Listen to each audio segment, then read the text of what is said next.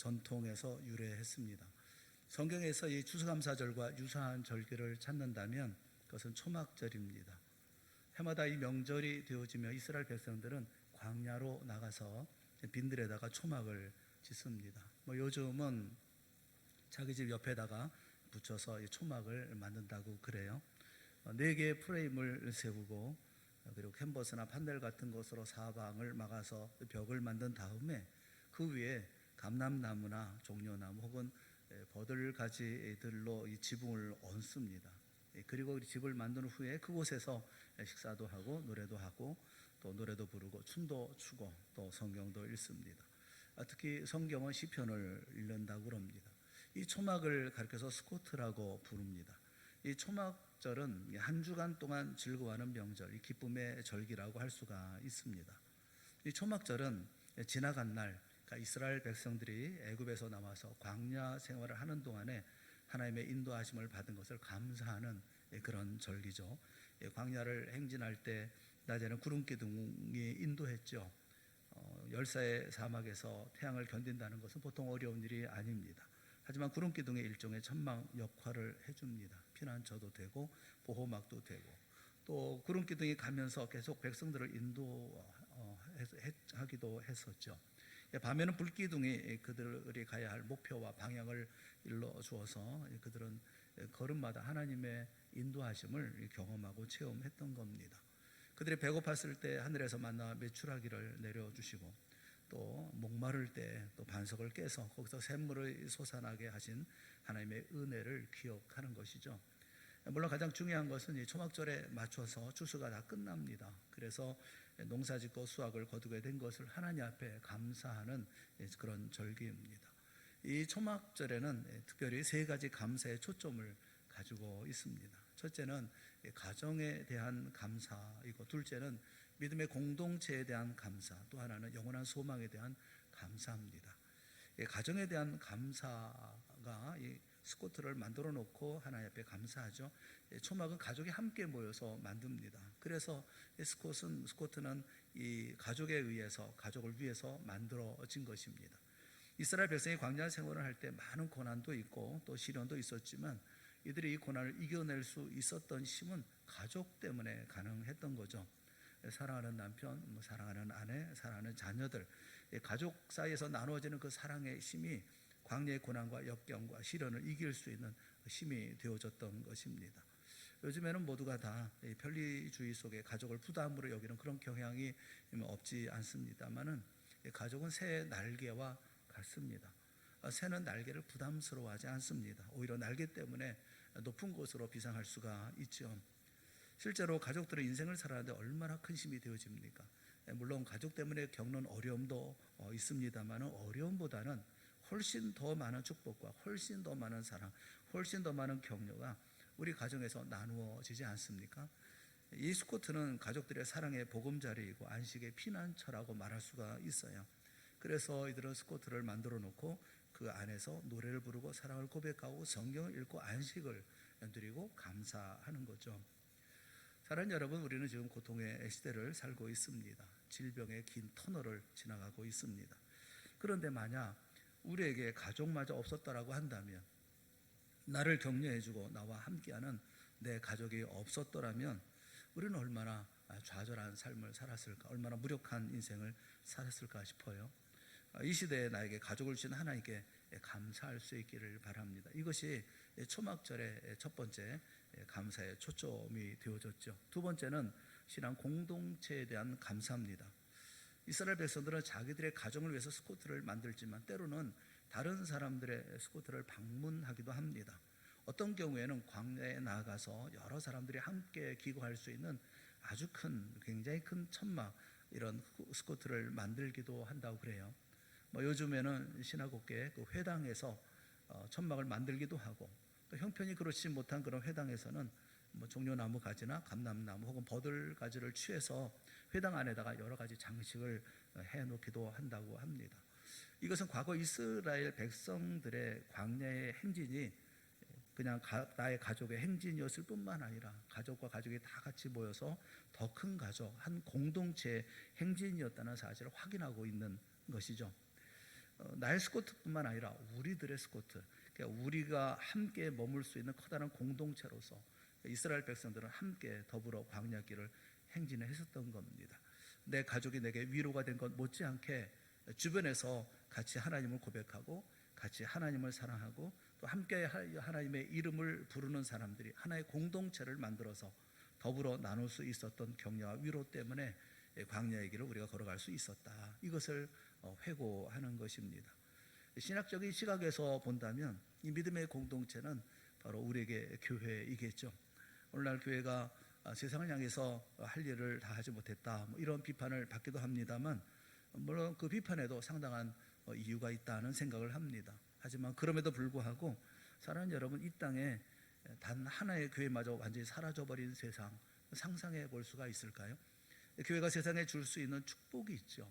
교회에서 드려지는 예배, 거기서 얻어지는 감동, 또 행복, 또 그리고 새로운 심, 또 주님을 찬양하면서 회복되어지는 기쁨과 평화, 안식의 체험, 교회 생활하면서 얻게 되어지는 어떤 성도와 더불어 교제하면서 서로 위로하고 격려하며 얻어지는 따뜻한 교제와 또 다른 소망, 이런 것이 교회 안에서 우리가 누릴 수 있는 것들이 아닙니까? 그런데 그 교회가 사라진다면, 교회가 사라진 세상 여러분 한번 생각해 보세요. 이거 상상이나 되겠습니까? 그 위대한 과학자죠, 아인슈타인이 노후에 기독교에 귀의를 했습니다. 그때 그런 유명한 고백을 했어요. 나는 젊었을 때 교회를 경멸했다, 교회를 무시했다. 그러나 내 조국 독일이 어두워졌을 때, 그리고 나치의 핍박 아래 있었을 때 내가 경멸하고 무시했던 교회는 우리 민족의 유일한 소망이었고 사람들의 안식처였다. 그리고 내가 나이를 먹어가면서 내 노후에 인생의 석양역에 나는 교회 이외에 내 영혼의 위로를 경험할 수 있는 장소를 찾지 못했다. 나는 이제 교회로 다시 돌아온다 라는 그 유명한 고백을 남겼다고 그래요. 사랑하는 여러분, 가족을 주신 하나님의 은혜에 감사하지만 그 못지않게 우리의 가족들이 모인 커다란 가족, 하나님의 가족, 하나님의 교회, 교회를 주신 하나님을 생각하면 또 감사할 수 있는 것이죠. 이 초막절의 감사는 공동체를 생각하며 감사하는 절기였다는 겁니다. 또 하나의 감사가 있어요. 그것은 영원한 소망에 대한 감사입니다. 초막절에 하나님의 백성들은 집을 떠나는 연습을 합니다.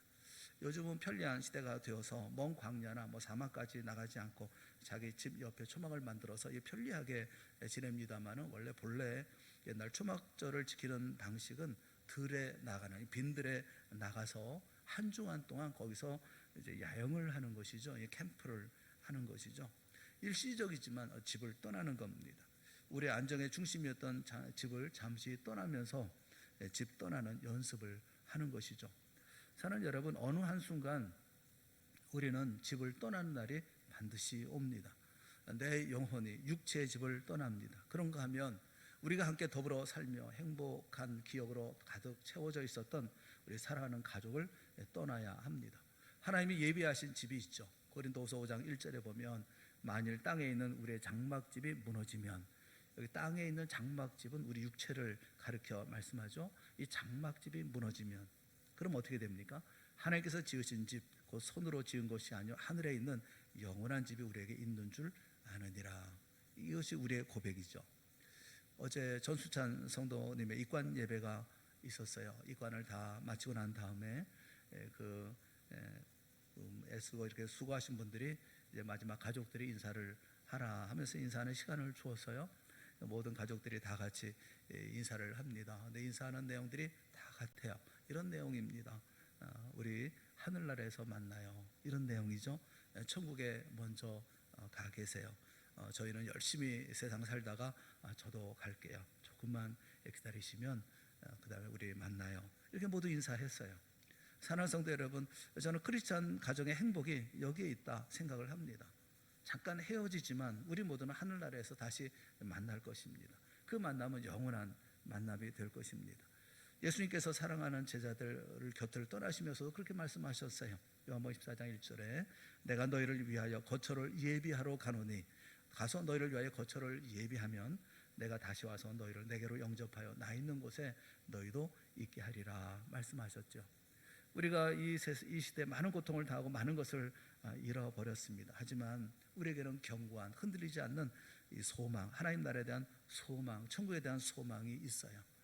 이 소망을 가지고 있는 우리들이 하나님 앞에 감사해야 되지 않겠습니까? 추수감사절에 무엇을 감사하고 예배를 해야 될까요? 가정에 대한 감사, 또 신앙 공동체에 대한 감사, 그리고 영원한 소망에 대한 감사를 하는 날이 이 추수감사절이 되어줘야 합니다. 오늘 본문의 16절 말씀을 보면 너희 가운데 모든 남자는 1년에 3번, 곧 무교절과 칠칠절과 초막절, 3번의 절기가 있는데 이 무교절, 칠칠절, 초막절에 네 하나님 여호와를 배웁되, 하나님 앞에 나와야 되겠죠. 그런데 뭐라고 말씀하고 있느냐면 빈손으로 여호와를 배웁지 말고, 그렇게 말씀을 하셔요. 절기가 되어지면 하나님 앞에 나와야 되는데 하나님 앞에 나올 때 빈손으로, 이스라엘의 모든 남자는 1년에 3번 꼭 와야 되거든요. 그런데 빈손으로 나오지 말라라는 거예요. 17절 말씀에 보면 각 사람이 내 하나님 여호와께서 주신 복을 따라 그 힘대로 드릴지니라 라고 말씀하고 계셔요. 온 힘을 다해서 감사의 예물을 드리라 라고 말씀하시는 거예요. 우리 가운데는 그렇게 말씀하실 분이 계실지도 모르겠습니다. 감사라는 것도 받은 게 있어야 감사하는 게 아니겠습니까? 형편이 좀 나아졌어야 하는 것이 아니겠습니까?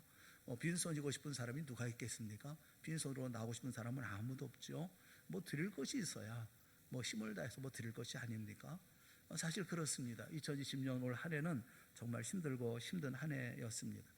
어떤 분은 그래서 코로나19의 파괴력과 심각성을 1906년에 있었던 미국 샌프란시스코 대지진과 비교를 해서 얘기하신 분이 계셔요.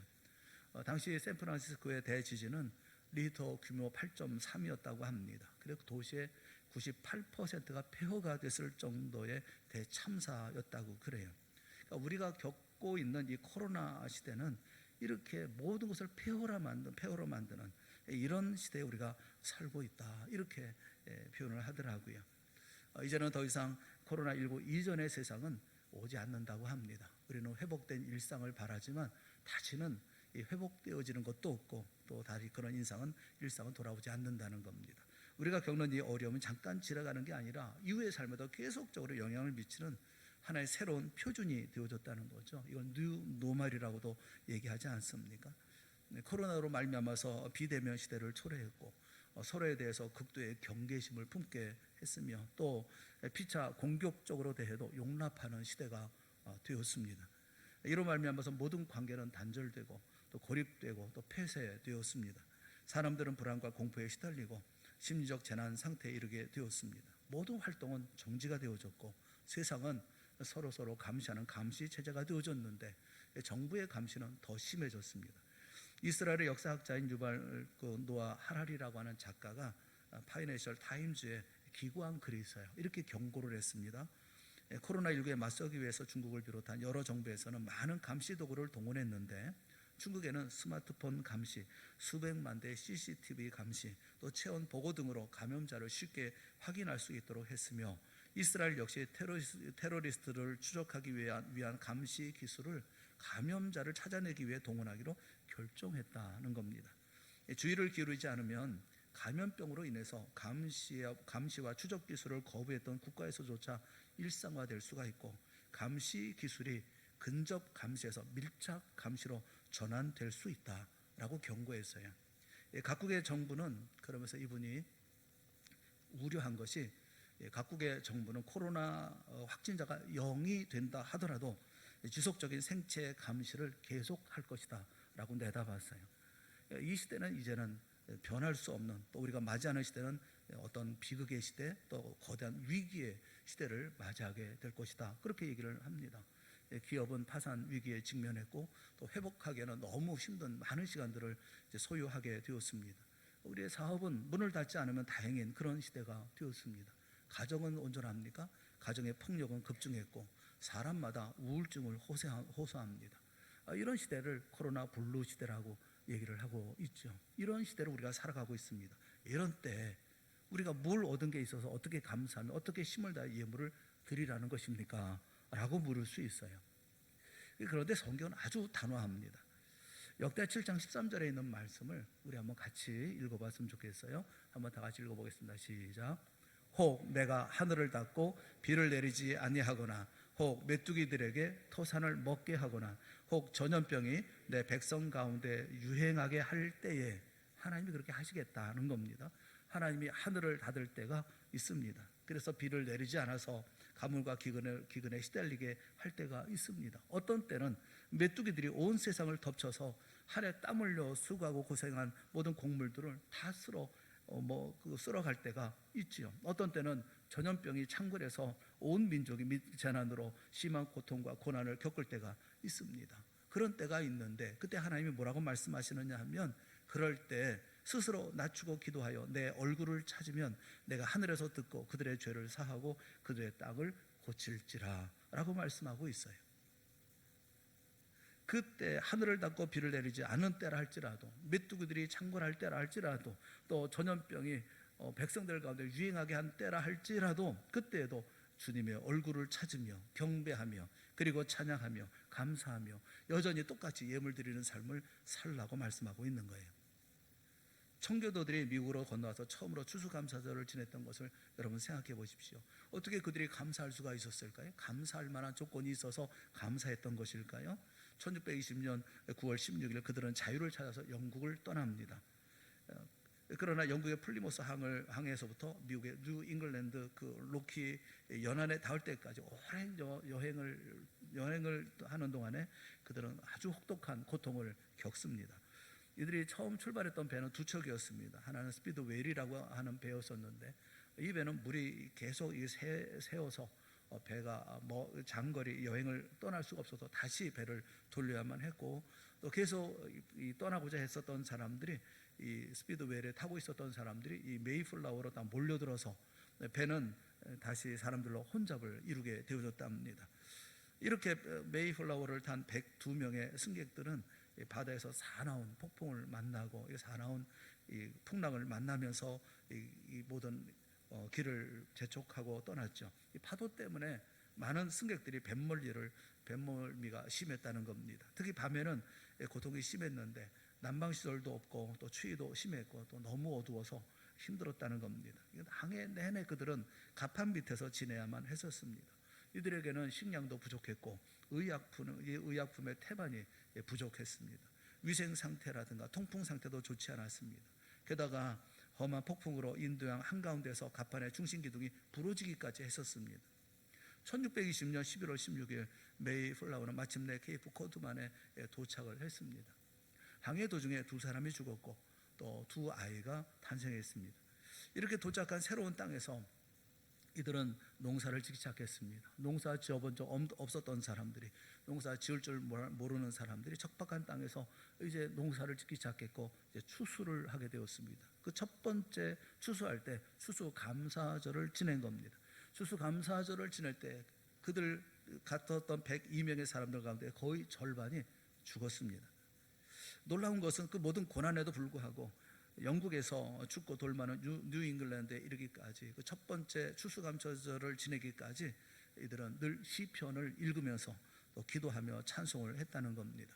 그들은 한 걸음 한 걸음 자신의 걸음을 인도하시는 하나님께 찬양과 감사를 드렸습니다. 고향을 떠나서 새로운 세계를 향해 가는 배 밑창에서 그 항해가 무사히 끝마칠지도 알지 못하면서 그들은 그 배 밑창에서 찬양과 감사의 노래를 불렀습니다.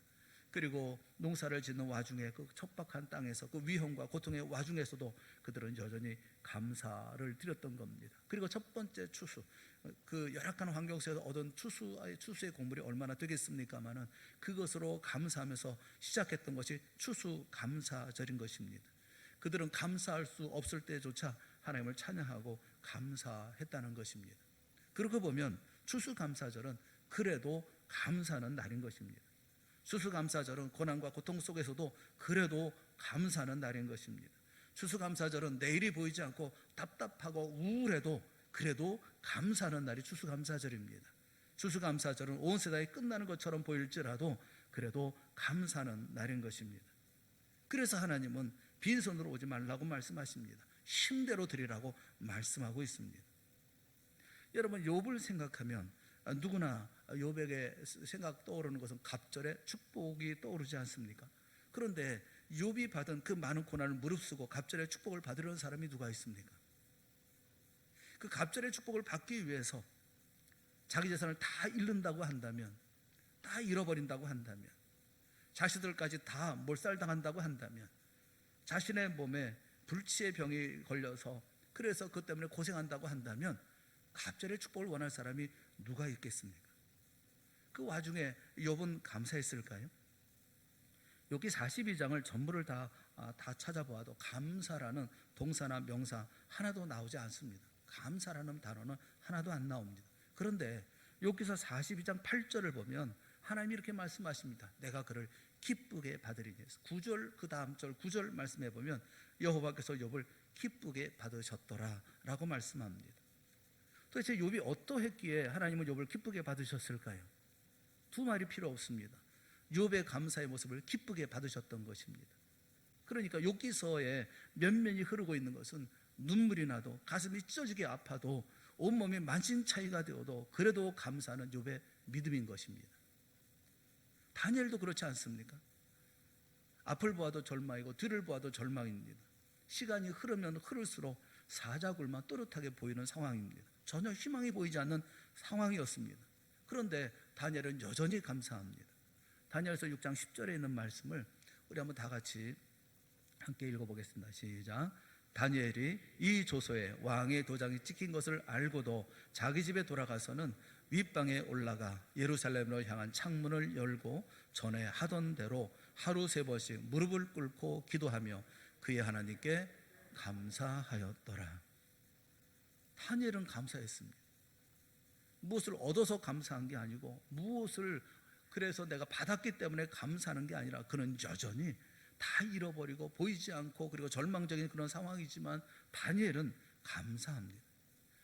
유다의 여호사밧 왕은 더 극적입니다.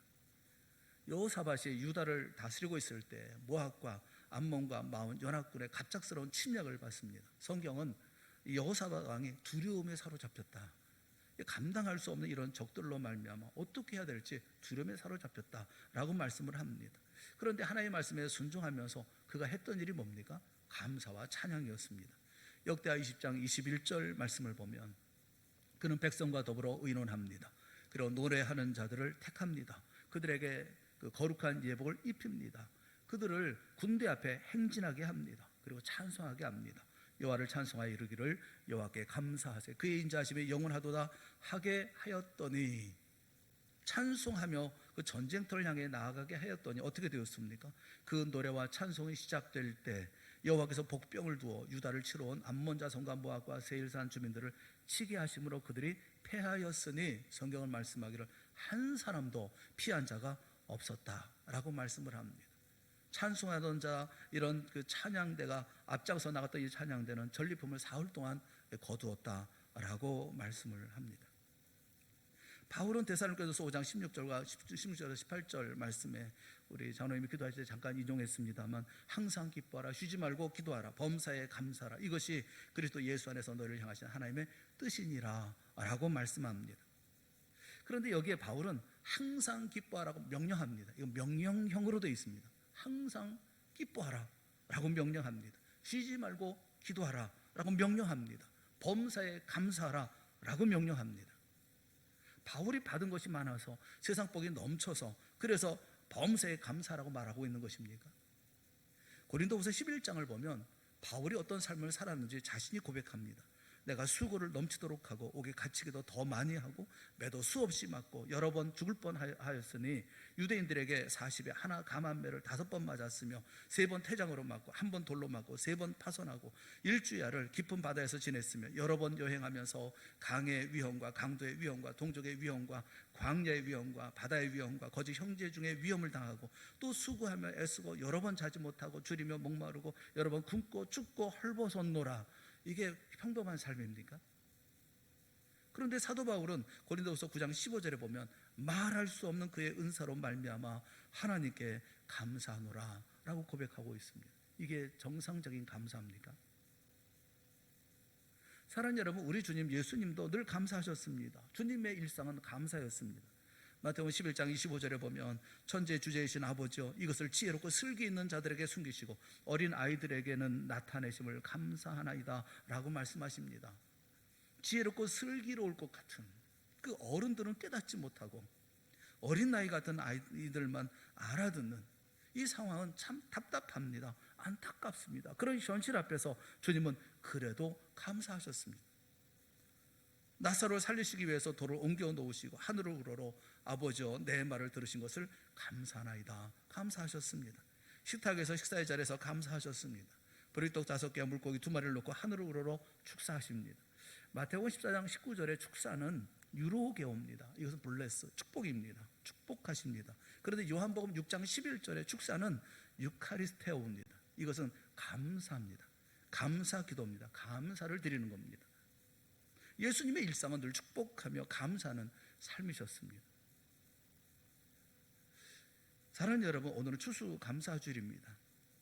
여러분, 우리의 믿음의 선배들처럼 우리 주님 예수님처럼 그래도 감사하는 날이 추수감사절입니다. 추수감사절은 그럼에도 불구하고 감사하는 날입니다. 가정에 대한 감사, 신앙 공동체에 대한 감사, 영원한 소망에 대한 감사는 이유 여호와를 막론하고 감사해야 할 이유인 것입니다. 내 하나님 여호와를 배웁되 빈손으로 여호와를 배웁지 말고, 감사절에 주님 앞에 나올 때 빈손으로 주님을 배우지 말고 각 사람이 내 하나님 여호와께서 주신 복을 따라 그 힘대로 드릴지니라 온 힘을 다해서 감사의 예물을 드리는 그 날이 바로 추수감사주일인 것입니다. 우리에게 주어진 감사의 날에 이유와 여러 가지 우리가 주는 어려움을 문제로 삼아서 감사하지 못한다고 하는 것은 그것은 하나님 앞에 옳지 않은 겁니다. 추수감사절은 감사하는 날입니다. 이유가 있든 없든 가졌든 못 가졌든 내가 받았든 받지 못했든 그거는 상관없이 하나님 앞에 감사하는 날이 추수감사절입니다. 오늘 우리 모두가 다 이와 같은 감사로 하나님 앞에 설 수 있기를 주님의 이름으로 축원합니다. 믿음의 선배들은 없지만, 그리고 모자라지만, 힘겹지만, 그리고 고통스럽지만, 가장 낮은 자리에 있지만, 그러나 그들은 감사를 잊지 않았습니다. 우리 동산의 성도들이 이런 감사의 사람들이 되어질 수 있기를 바랍니다. 내가 가지고 있는 많은 어려운 일들도 있지만 그러나 그 가운데도 여전히 감사하고 하나님께 감사하고 또 찬양하며 예배하는 우리가 되어질 수 있기를 바랍니다. 그때 주님께서 약속하신 것처럼 모든 것들을 치유하시고 또 모든 것을 회복시키는 놀라운 역사, 이 땅을 고쳐주시는 놀라운 역사를 베풀어 주실 줄을 믿습니다. 감사로 하나님께 영광 돌리는 우리 동산의 모든 성도들이 다 되어질 수 있기를 주님의 이름으로 축원합니다. 함께 기도하겠습니다. 사랑의 하나님 아버지, 우리에게 은혜를 베풀어 주시옵소서. 믿음의 선배들처럼, 믿음의 사람들처럼, 믿음의 용사들처럼 우리도 감사하며 살기를 원합니다. 힘 있는 감사가 되게 하여 주시옵시고, 어떤 자리든지 온 마음을 다해서, 온 정성을 다해서 최선을 다한 감사로 하나님 앞에서는 우리 모두가 다 되게 하여 주시옵소서. 그리하여 주님께서 베푸시는 놀라운 치유의, 땅의 고침의 놀라운 역사와 치유의 역사를 경험할 수 있도록 인도하여 주시옵소서. 예수님의 이름으로 간절히 기도드리옵나이다. 아멘.